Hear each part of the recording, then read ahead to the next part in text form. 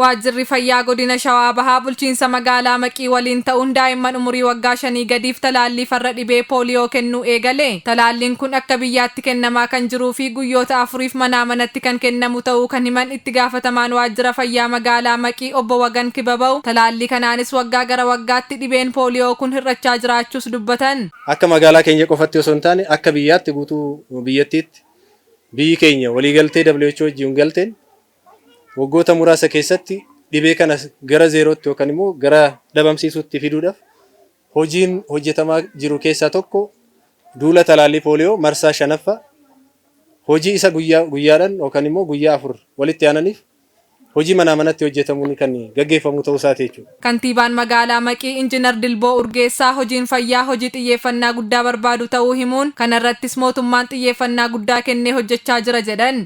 Hojiin fayyaa hojii xiyyeeffannaa guddaa fi hirmaannaa hunda keenyatiin hojjetamu akka ta'e hin beekamu. Mootummaan naannoo Oromiyaas hojii fayyaatiif xiyyeeffannaa addaa kennee ogeeyyii sadarkaadhaan jiran bobbaasuudhaan waajjira keessa taa'uu qofa osoo hin taane kiliinikaa fi hospitaala keessa taa'uu qofa osoo hin taane manatti deemamee hojiin hojjetamu keessaa daa'imman waggaa 5 gadiitti irratti hojii baay'ee murteessaa ta'ee fi xiyyeeffannaa hunda keenyaa barbaadu hubannaa hawaasa bal'aa kan barbaadu akka ta'e hojiin kun beekamaadha. Maatiin talaalchisuu dhabuun daa'imman qaamni isaanii laamsha'uu danda'a. Kanaaf hawaasni hunduu daa'imman waggaa 5 gadii akka talaallii kan argataniif ga'ee nurraa eegamu bahachuu qabna jedhan. Akka carraa ta'e vaayirasii kun argatee qaamaa miidhamaa akka hin gooneef hojiin gama kanaa maatiin hubannoo argatee hojjechuu qabu hojii baay'ee murteessaa akka ta'e hin beekamaa jechaadha. Akka godina Shawaa Bahaatti duulli talaallii dhibee pooliyoo marsaa 5ffaa kun daa'imman 100 ol talaalchisuuf karoorfamuu kan himan itti aantuun itti gaafatamtuu waajjira fayyaa godinichaa aadde Burtukaan Abiree daa'imni fayyaalessa ta'ee yoo guddate maatii isaa fi biyya isaaf bu'aadha waan ta'eef maatiin hunduu talaalchisuun dirqama isaa ta'uu beekuun daa'ima isaa talaalchisuu qaba jedhan. Daa'imni tokko fayyaa ta'ee guddate taanaan boru biyya keessatti jijjiirama dhufuu danda'u biyya guddattuu arguu keessatti bu'aan argamuu danda'u guddaadha waan ta'eef daa'ima har'a oomishuun kun daa'imni har'a guddatu kun fayyaa qabaatee guddachuu qabaa jechuudha. Kanaaf gama seektara fayyaatiin akkuma imaammata mootummaan baaseen waan lamarratti xiyyeeffatee hojjeta. Imaammanni tokkoffaa ittisa irratti lammaffaa immoo yaalanii fayyisuudha. Kaayyoon keenya har'a kaanii walitti qabamnee jiru dhibee ittisuu irratti kan xiyyeeffatedha jechaadha.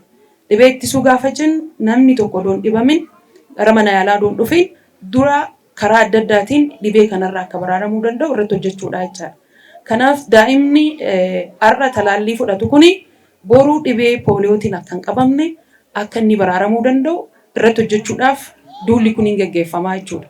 Duula kana keessatti akka godina Shawaa Bahaatti daa'imman karaa 100 fi 100 isaa ol ta'an talaalliidhaaf kan karoorfaman yommuu ta'u talaallii kana keessatti illee daa'imni tokkollee harcaatii tokko malee akka talaallii kan argachuu danda'u tumsi hunda keenyaa ni barbaachisa waan jedhu kaayyoo kana qabannee bakka kanatti argamnee jirra jechuudha. Maatiin daa'immanii sagantaa kana irratti argamanis daa'imman keenya talaalchisuun egeree dhaloota keenyaa ni tumsina jedhan. Faayidaan talaallii tokko dhibee garaagaraa irraa ittisuudhaaf waan baay'eedhaaf fayyada jechuudha dhibee. Faayidaan dhibee talaallii dabarsaa hundaa akka dhibeen hin saaxilamneef wanna hundaa akka dabartuuf daa'imman tun guddinatti akka nu dabartuuf wanni tokko akka bira hin geenyeef talaalliin isaa kanuma.